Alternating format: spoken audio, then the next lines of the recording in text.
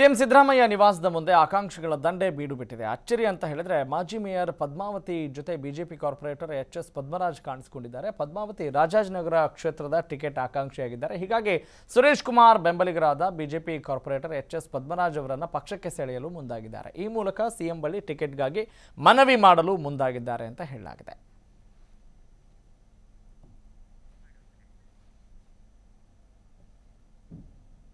ನಾನು reporter madam.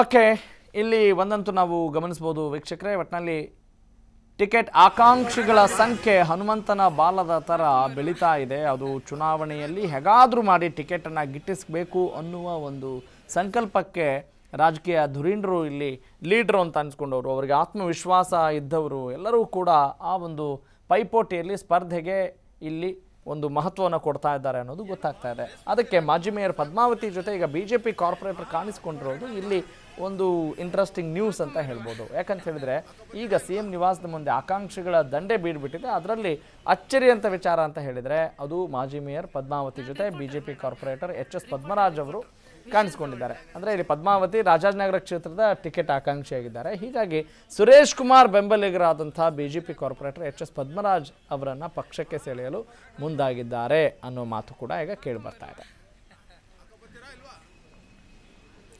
ಬನ್ನಿ, ಬಗ್ಗೆ ಮತ್ತಷ್ಟು ಮಾಹಿತಿಯನ್ನು ನೀಡ್ತಾರೆ ನಮ್ಮ ಪೊಲಿಟಿಕಲ್ ಕರೆಸ್ಪಾಂಡೆಂಟ್ ಶಿವಕುಮಾರ್. ಈಗ ಒಂದಂತೂ ನಾವು ನೋಡ್ತಾ ಇದ್ದೇವೆ, ಇಲ್ಲಿ ಟಿಕೆಟ್ ಆಕಾಂಕ್ಷಿಗಳ ಪೈಪೋಟಿ ಜಾಸ್ತಿ ಆಗ್ತಾ ಇದೆ. ಅದರ ಹಿನ್ನೆಲೆ ಪದ್ಮಾವತಿ ಮತ್ತು ಇಲ್ಲಿ ಸುರೇಶ್ ಕುಮಾರ್ ಬೆಂಬಲಿಗರು ಆತ್ಮೀಯರು ಕೂಡ ಕಾಣಿಸ್ಕೊಂಡಿದ್ದಾರೆ ಅಂತ ಹೇಳಿದ್ರೆ ಏನು ಇಲ್ಲಿ ಇಂಟ್ರೆಸ್ಟಿಂಗ್ ಮ್ಯಾಟರ್ ಅಂತ ಅನ್ಸುತ್ತೆ ತಮಗೆ? ಖಂಡಿತವಾಗ್ಲೂ ರಘು, ಯಾಕೆಂದ್ರೆ ಚುನಾವಣಾ ಸಂದರ್ಭದಲ್ಲಿ ಈ ರೀತಿಯಾದಂತ ವಾತಾವರಣ ಸಾಮಾನ್ಯ ಅಂತ ಹೇಳ್ಬೇಕಾಗತ್ತೆ. ಯಾಕೆಂದ್ರೆ ಪಕ್ಷದಿಂದ ಪಕ್ಷಕ್ಕೆ ಹಾರಾಟ ಮಾಡುವವರ ಸಂಖ್ಯೆ ಕೂಡ ಸಾಕಷ್ಟಿದೆ. ಅಂದ್ರೆ ನಾಯಕರು ಯಾವ ರೀತಿಯಾಗಿ ಪಕ್ಷಾಂತರವನ್ನ ಮಾಡ್ತಾರೆ, ಅದೇ ರೀತಿಯಾಗಿ ಅವರ ಕಾರ್ಯಕರ್ತರು ಬೆಂಬಲಿಗರು ಕೂಡ ಈ ಪಕ್ಷದಿಂದ ಮತ್ತೊಂದು ಪಕ್ಷಕ್ಕೆ ಜಿಗಿಯುವಂತ ಒಂದು ಪ್ರಯತ್ನಗಳು ಕೂಡ ನಡೆಯುತ್ತೆ. ಅದೇ ರೀತಿಯಾಗಿ ಇವತ್ತು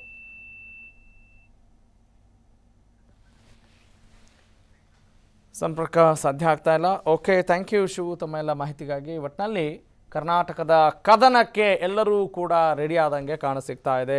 ಈಗ ಮೇ 12ರಂದು ಯಾರು ಅಭ್ಯರ್ಥಿ ಆಗ್ತಾರೆ, ಆಯಾ ಕ್ಷೇತ್ರದ ಅಭ್ಯರ್ಥಿಗಳಿಗೆ 224 ವಿಧಾನಸಭಾ ಕ್ಷೇತ್ರಗಳಲ್ಲಿ ಎಲ್ಲರೂ ಕೂಡ ಹೇಗಾದರೂ ಮಾಡಿ ಸಿದ್ಧತೆಯನ್ನು ಮಾಡ್ಕೊಳ್ತಾ ಇದ್ದಾರೆ.